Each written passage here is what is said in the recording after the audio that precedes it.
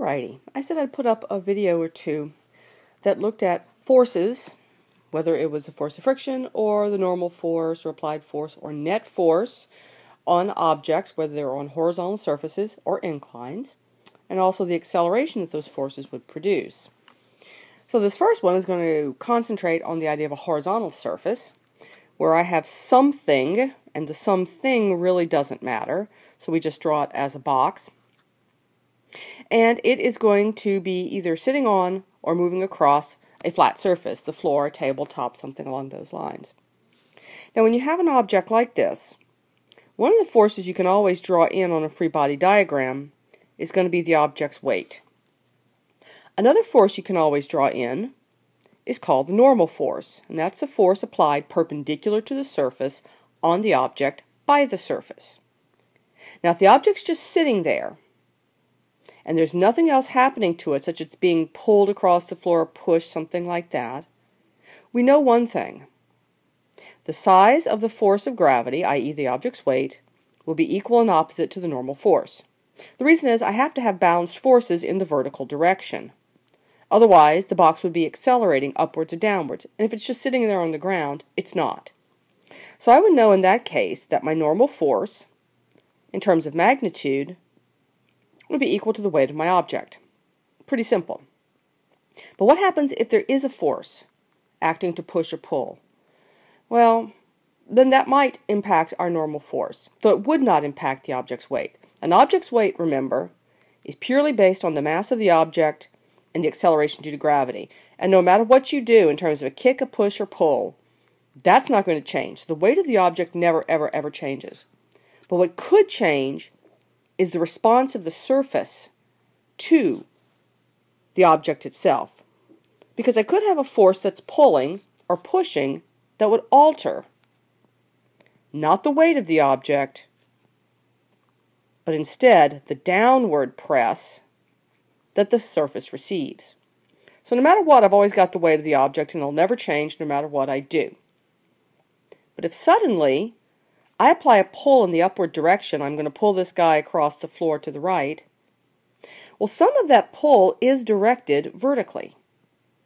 That pull, we'll call that force applied in the Y, is going to help alleviate some of the downward force by the weight on the surface. So in this case, my normal force would be the weight of the object minus that portion of the applied force that's in the Y direction. Instead of being equal and opposite to the weight, he's going to be a little bit smaller. Now, if I turn around and have a similar situation, however, I'm now, let's say, pushing the box across the floor at a downward angle. So I'm bending over and I'm shoving the box across the floor. Some of my push is vertical, but it's in the same direction as the object's weight. In this case, the surface is receiving sort of two pushes. One, the weight of the object. One, again, the force applied in the Y direction. Since they're both in the same direction in this case, my normal force is still going to be force of gravity and force in the Y direction, but they're going to be summed together. And my normal force, I didn't leave myself much room, will be greater than my value of just the weight of the object. Now, if instead my pull isn't at an angle, what if that's not an issue? What if I'm in a position where I can actually pull my box straight horizontally? Well, in that case, the weight of the object will be equal and opposite to the normal force. The reason is my force applied only has an X component. There is no Y. Yeah, phi equals 0. There we go. Force applied in the Y is 0. And therefore, he would not in any way serve to alter the normal force. So we have to look at our problem, ask ourselves if there is a force being applied. If so, is it going to be upwards or downwards? And what will that do to the normal force? So let's take an example. I'm going to have a box on a surface. Put him over here. So it could be a box on the floor. He's going to have a mass of 30 kilograms. and he's going to be pulled with a force 200 newtons at an angle of 30 degrees to the floor. What I want to know, what is the normal force acting on the box? Well, normal force is going to be equal and opposite to the downward press of my box on the surface. So I have to look at all the forces in the y direction to determine the net force downward. I do have the force of gravity, i.e. the object's weight, but I also have that upward pull from the applied force that I have to take into account as well. So the weight of my object is the mass of the object times acceleration due to gravity, or 30 kilograms, times my 9.81 meter per second squared. And that is going to equal, what is it, 294 newtons. As for the upward pull from my applied force, this side of the triangle I would find using the sine function. So applied force in the y, 200 newtons, sine of 30 degrees, and that comes out to be 100 newtons. My normal force, the difference between the two, 294 newtons minus 100, 194 newtons. So yes, it's going to be less than the weight of the object. Another way to look at this, of course, is that since the box is not accelerating in the vertical direction at all the forces in the y direction, the normal and the applied force in the y, would have to equal the downward forces, of which there is one, the weight of the object. 100 newtons upward, 194 newtons upward. The sum is 294 newtons. Downward, I have one force of 294 newtons. In the y direction, the net force is 0. And that's what I would hope to find. So with this problem, very typical, you're given a mass of an object, you're given the size of an applied force and his angle, asked to find normal force. But now sometimes your problem doesn't actually ask you for normal force. The reason is, it's actually going to be going a little farther. So let's take a look at an example using the same situation where we go one step farther. I've got my same box with his same mass, with the same applied force. So I'm not changing anything about this. But in addition, I'm going to give you one more piece of information. I'm going to give you the coefficient of kinetic friction as 0.26.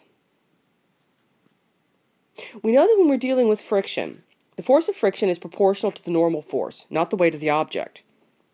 So very often, a problem like this might not ask you to solve for normal force. It might ask you to jump directly to friction. My coefficient of friction is a ratio between the kinetic friction acting on the object as it's in motion and the normal force. So you won't be asked to solve directly for the normal force, but you still have to do that in order to get to my force of friction. Seeing as how we already solved for the normal force in the last problem, and nothing has changed about the situation, so our normal force is still 194 newtons.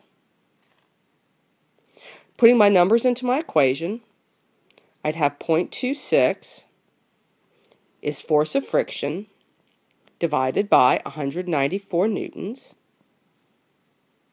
And I wind up getting 50.4 newtons as my frictional force. Now we would put some direction to that. If you want to call it negative, fine. If you want to call it opposite motion, fine. Since we know the box is being pulled to the right, if you want to call it 50.4 newtons left, that's fine too. So some problems will simply give you mass and coefficient of friction, asking you to solve for force of friction. Step 1, find the normal force. Then step 2, go into your formula with the normal force and the coefficient of friction they provide you and solve for the force of friction. But now sometimes there's still a third thing they could ask that takes the problem again one step farther. Same box, not going to change him. Same pull, not going to change him. Same mass. Same coefficient of friction. And the thing the question could ask you, what is the acceleration of the box across the floor? So, you'd be told a box is being moved across the floor, is being pulled by a 200 Newton force at an angle of 30 degrees to the ground. The mass of the box is 30 kilograms. The coefficient of friction between the box and the floor is 0.26. What is the acceleration of the box? Well, we know that acceleration is produced by one thing, the net force. So, with Newton's second law of motion, knowing the mass of the box, which is 30 kilograms, if I could solve for net force, I could get acceleration. Now, when we talk about net force in this case, we're talking about net force in the direction of the motion or opposite the direction of the motion. Since our motion is purely horizontal, this net force is really only looking at the net force in the horizontal direction. The reason being, our box is not accelerating vertically. There's no up and down motion. The net force in that direction is 0. So the only forces we're going to be playing with effectively are those that would act in the x direction. However, we might have to use some y direction forces to get there. Well, I asked myself in the x direction which 2 forces or 3 forces or 5 forces or 1 force is actually acting on the box. Well, we know there's friction. We solved for him a moment ago. And if he's moving across the floor, there's got to be an applied force in that direction. So, 2 forces I have in the x direction, force of friction, and the force of the applied 200 newtons that acts only in the x direction. Now, if for some reason you were told in the problem the box was moving at constant velocity, we would know in that case our acceleration would be 0. And in those cases sometimes to find force of friction, the only thing you have to do is if you know the applied force in the x, it must be equal to the force of friction, because those would have to sum to 0 in order to have a net force of 0 and an acceleration of 0 for the box to move at constant velocity. That's not the case here. In this case, there's going to be an acceleration, and we have to find that value. So my net force would be the sum of the force applied in the x and the force of friction.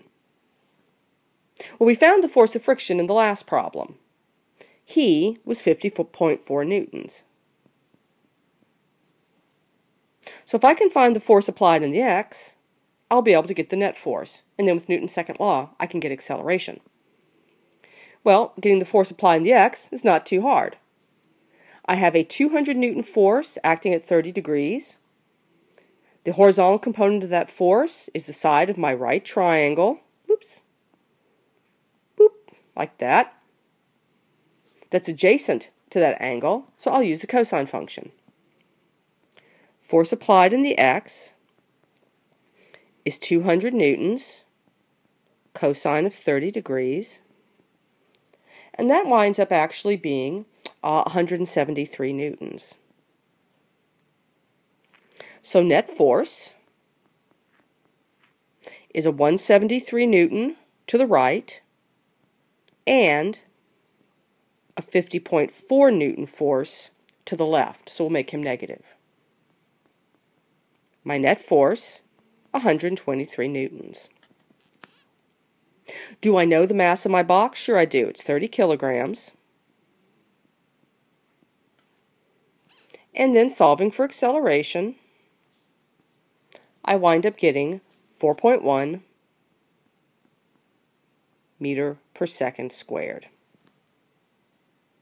So with exactly the same problem, my box being pulled at an angle, depending upon the question, you may have to go through a variety of steps. One, you may only have to find the normal force, in which in this case, we had a force of gravity and we had a force that was an upward pull. They were in opposite directions, so I would subtract them. If you're given the coefficient of friction as a value, you might be asked to solve instead directly for the net force.